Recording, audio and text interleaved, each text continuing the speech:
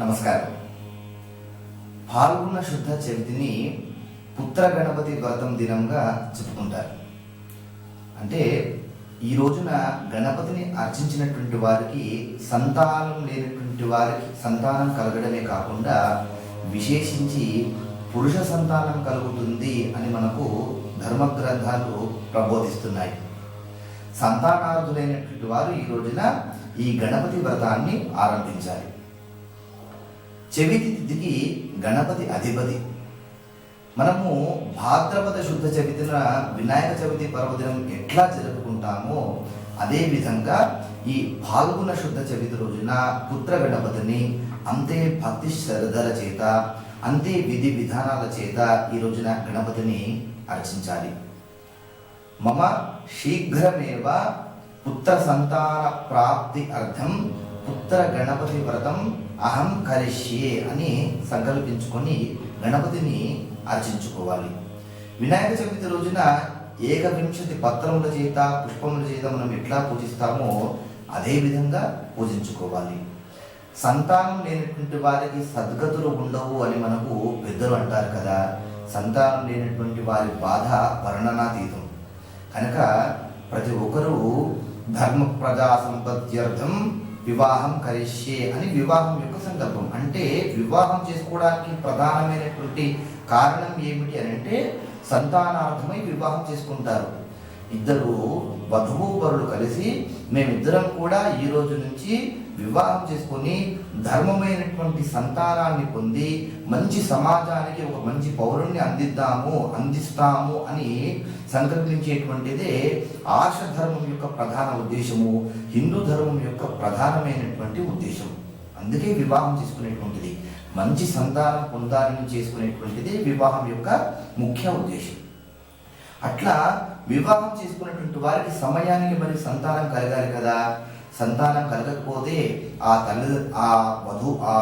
భార్యాభర్తల యొక్క బాధ వర్ణనాతీతం కదా. కనుక ప్రతి దంపతులకి సంతానం అవసరం. అయితే ఇందులో ఆడ సంతానం అధికంగా ఉంటే కనుక అటువంటి వారు పుత్ర సంతానం కొరకై ఈ రోజున గణపతిని పూజించాలి అని మనకు నిర్ణయ సింధువు ధర్మ సింధువులు చెప్తున్నాయి. అయితే ఇక్కడ ఆడవారిని తక్కువ చేసి మగవారిని ఎక్కువ చేయడం అనేటువంటి భేదం మాత్రం ఏమీ లేదు అని జాగ్రత్తగా గమనించండి. పుత్రులు లేనటువంటి వారికి పున్నామ నరకము లభిస్తుంది అని మనకు ధర్మం చెప్తుంది. కనుక తల్లిదండ్రులకు కొరివి పుట్టేటువంటి వాడు కొడుకు. కనుక ఒక్క కొడుకైనా కానీ ఉండాలి అని ప్రతి తల్లిదండ్రులు కోరుకుంటారు. ప్రతి తల్లిదండ్రులకు కూడా ఒక కొడుకు ఒక కూతురు ఖచ్చితంగా ఉండాల్సినటువంటిదే.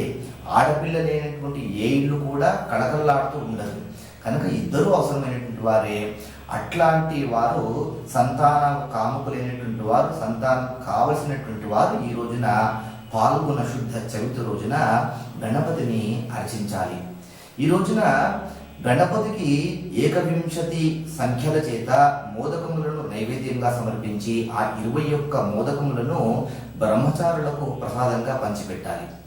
ఎవరైతే ఈ రోజున గణపతి హోమాన్ని పుత్ర గణపతి వ్రత హవనాన్ని ఎవరైతే నిర్వహిస్తారో వారికి గణపతి యొక్క అనుగ్రహం సంపూర్ణంగా లభిస్తుంది.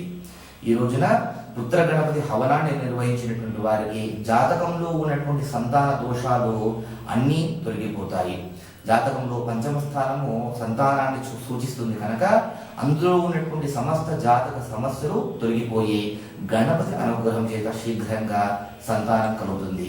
ఇంకా అధిక వివరాలకై ఈ హవనాన్ని ఏ విధంగా నిర్వహించుకోవాలి, ఎవరు నిర్వహించాలి, ఈ గణపతి వ్రతాన్ని ఎవరు ఎట్లా ఆచరించాలి, ఏ విధంగా పూజించాలి అనేటువంటి అన్ని విషయాలు తెలుసుకుందామనేటువంటి ఉత్సాహం ఉన్నటువంటి ప్రేక్షకులు మమ్మల్ని సంప్రదించవచ్చు. అధిక వివరాలకై వీరు మా వెబ్సైట్లో ఈ పుత్ర గణపతి వ్రతాన్ని అన్ని విషయాలను తెలుసుకోవచ్చు. అందరికీ గణపతి అనుగ్రహం కలగాలని ఆశిస్తూ శుభమస్తు.